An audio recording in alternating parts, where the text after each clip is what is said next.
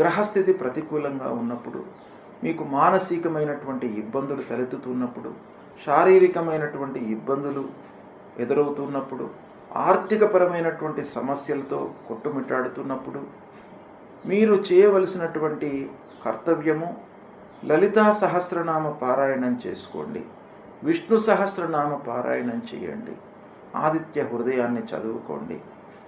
నమస్కార ప్రియో భానుహు అని మీరు కేవలం నమస్కారం చేయడం మూలకంగానే మీకు ఆ సూర్య భగవానుడు మిమ్మల్ని అనుగ్రహిస్తాడు. మీరు చేసేటువంటిది చాలా కించిత్తు, కేవలం నమస్కారం.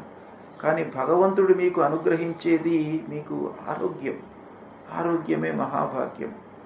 అలాంటిది మీకు కేవలం నమస్కారం మూలకంగానే వస్తుంది. కాబట్టి ప్రతినిత్యం కూడాను సూర్యుడికి నమస్కారం చేసుకోండి, భూమికి నమస్కారం చేయండి, మూలమంత్రాన్ని పఠించండి. సూర్యుడికి సంబంధించినటువంటి మూలమంత్రం జపా కుసుమ సంకాశం కాశ్యపేయం మహద్యుతిం తమోరిం సర్వపాపఘ్నం ప్రణతోస్మి దివాకరం అనేటువంటి ఈ మూలమంత్రాన్ని ప్రతినిత్యం కూడాను జపించండి. సూర్యుడికి అనుకూలమైనటువంటి జాతిరత్నం మాణిక్యం అంటే కెంపు. ఈ కెంపును ధరించండి. శివాభిషేకం కూడాను చేయండి.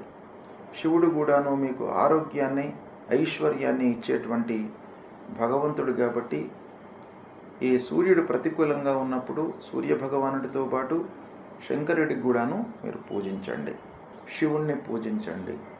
శివుని యొక్క దేవాలయానికి వెళ్ళి అభిషేకం చేయించండి. ఇవి చేసినట్టయితే మీకు గ్రహస్థితి మూలకంగా కలిగేటువంటి దుష్ప్రభావము దూరమవుతుంది, శుభ ఫలితాలను పొందుతారు.